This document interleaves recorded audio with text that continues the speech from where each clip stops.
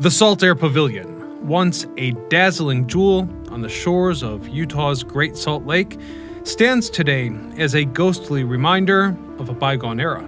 Built in 1893, it was a stunning sight, complete with a grand ballroom, amusement rides, luxurious amenities that attracted crowds of visitors from around the nation. But Saltair was more than just a resort.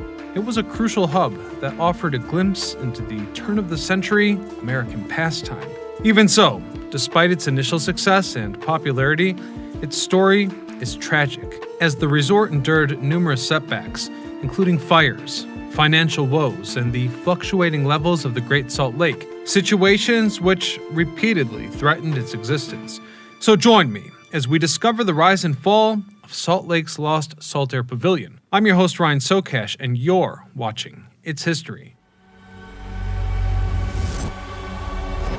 The Great Salt Lake has long captivated the imagination of those who encounter its vast saline waters. Formed during the last ice age and formerly known as Lake Bonneville, this body of water once covered a significant portion of present-day Utah, Idaho, and Nevada. However, as the climate warmed, the lake gradually receded, leaving behind the Great Salt Lake as we know it today.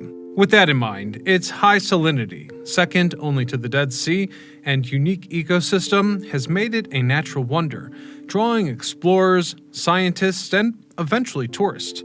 In the mid-19th century, Mormon pioneers settled in the Salt Lake Valley, and the lake quickly became a focal point of interest. Its buoyant waters, stunning sunsets, and serene landscape provided a unique bathing experience and picturesque escape from the harsh realities of frontier life. This is why the Great Salt Lake gained a reputation as a rejuvenating retreat, with early visitors extolling the benefits of its mineral-rich waters. With that in mind, as Utah's population grew, so did interest in developing the lake's recreational potential, and by the late 19th century, the rise of the lakeside resorts took hold. These early establishments laid the groundwork for what would become the most ambitious resort project in the Saltair Pavilion.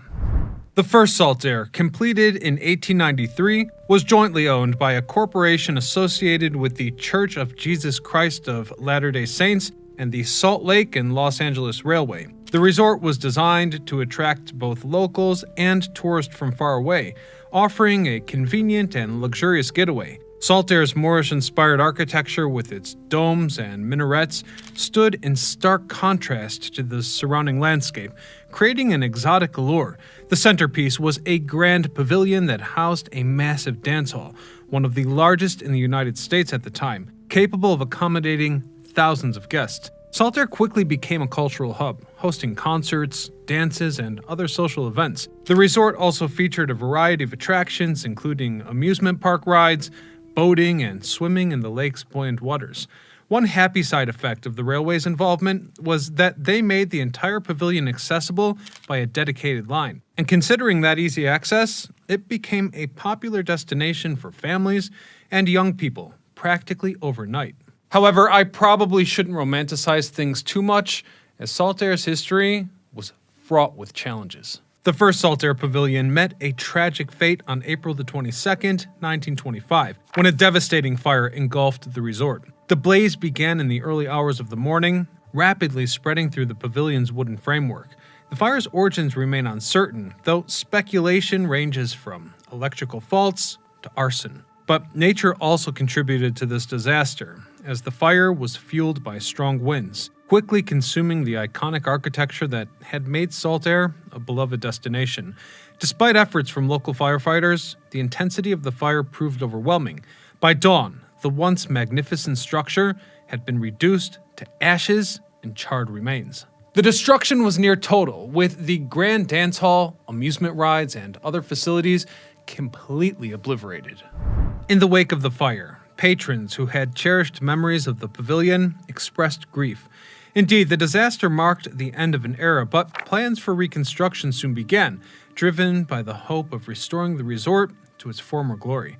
Hence, a new pavilion was built, and the resort was expanded at the same location, but by new investors. And unfortunately for them, several factors prevented the second pavilion from achieving the same success. Historians recognize the Great Depression's financial ramifications, combined with personal radios providing entertainment at home, as the reasons for poor attendance. Saltair Pavilion 2 also featured the world's largest dance floor, but it was vacant. The operators went as far as trying to adapt to the modern trends of the time to attract new customers by showing motion pictures, but considering that much better quality theaters were already available to the public and closer to home, that proposition failed. In addition, the first Saltair had benefited from its location on the road from Salt Lake to Skull Valley, which in the late 1800s was home to a large community of Polynesian Mormons. However, when Saltair was rebuilt, this traffic was all but gone. Now, part of the reason for this is because the community had faded, but there was also an impact felt by automobiles and buses, which could now bypass the location of Saltair on its way to the valley. Thus, Saltair too had to survive against strong competition in a dwindling market. This situation was not sustainable. Disaster struck again in 1931 in the form of another fire that caused over $100,000 in damage. Then there was yet another disaster in 1933 when the resort was left high and dry with the lake's water receding. This situation forced the construction of a miniature railway to carry swimmers between the resort and the water. Things were bad, but then Saltair No. 2 closed altogether during World War II, which forced the rationing of fuel and other resources and drove many of the resort's paying customers and vital employees out of Utah. When it reopened after the war, the resort faced the same situation it had struggled with in the 1930s. Not to mention, there were now so many other entertainment options closer to home that the public was no longer in the habit of, quote, going all the way out there. And so it was. Saltair 2 closed in 1958, causing the railroad to cease passenger operations at the same time. The resort had now entered a period of abandonment and decay. Theoretically speaking, there were attempts over the next decade to reopen, but that kind of talk ended definitively in September of 1967 when arson destroyed the concourse, entry gate, concession stands, and various other support structures, leaving the main building untouched but in the middle of an apocalyptic-looking hellscape. Then, in November of 1970, another arson set fire in the center of the wooden dance floor, destroying the main Saltair Pavilion entirely. At this point, the concept of Saltair faded into the background and was almost forgotten altogether. That was the case until 1981, when it was announced that Saltair 3 would arise. The third incarnation of the Saltair Pavilion, often called Saltair 3, represents a chapter of renewal. After the site remained dormant for decades, a group of entrepreneurs and visionaries finally saw the potential of reviving the storied landmark. And so it was. Saltair 3 was constructed in the year of 1981, approximately a mile west of the original site on the south shore of the Great Salt Lake. This new version aimed to capture the spirit of its predecessor while adapting to contemporary tastes and needs. Designed with a classic blend of modern and Moorish architecture elements, the new structure includes a large concert hall, event spaces, and an expansive deck offering beautiful panoramic views of the lake. Its primary focus was to serve as a concert venue, capitalizing on the growth of the music scene, drawing crowds from Salt Lake City and beyond. The reopening of Saltair 3 was met with quick enthusiasm and high hopes. It quickly became a popular concert venue, attracting major acts and large audiences. It was even referenced in a well-known Pixie song. However, it also faced significant challenges from the start. For one, there was the fluctuating water levels of the Great Salt Lake, which could often either flood or desolate the area around the pavilion. And then there was the matter of its remote location, which still posed logistical challenges for visitors and performers. Concerts and other events have been held at the newest facility, but by the end of the 1990s, many felt that Saltair 3, like its predecessors, was just a memory. It was impractical. It was too small to compete with larger venues that were closer to the public.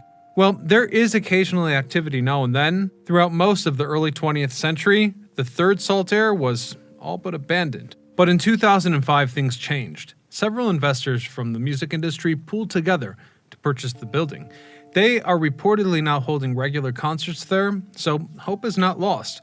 While it may not have perfectly recaptured that grandeur of the early 20th century heyday, Saltair III stands as a testament to the enduring allure of the Great Salt Lake and the cultural legacy of the original Saltair pavilions. In the modern day, some relics of the original pavilion occasionally reappear, reminding us of the Great Salt Lake in its prime. Until recently, the most noticeable was the skeleton of Car 502, one of the Salt Lake, Garfield, and Western's interurban rail cars that sat beside the ruins of an old powerhouse. That powerhouse once fed lights and roller coasters at the entrance to the original Saltair. The current property owner removed that rail car on February the 18th, 2012 for safety concerns. There are also rows of pilings that snake outwards towards the lake, and these are all that remain of the railway trestle and pier that once led to the earlier Saltair resort. The surviving buildings of Lake Park, one of Saltair's previous neighbors, were moved to a new site 30 miles away, where the Lagoon Amusement Park has grown around them. The Salt Lake, Garfield, and Western still exist as a standard carrier short-line railway, providing switching service in the Salt Lake City area. However, the tracks no longer reach the site of the resort itself, but you can spot where they once ran. You just have to know where to look. And that's the story of the Saltair Pavilion. But if you want more, I've posted some photos of it in the supporters area, so you can click join to check that out. Otherwise, I hope the rest of you will consider subscribing. Until next time, I'm Ryan Socash, signing off.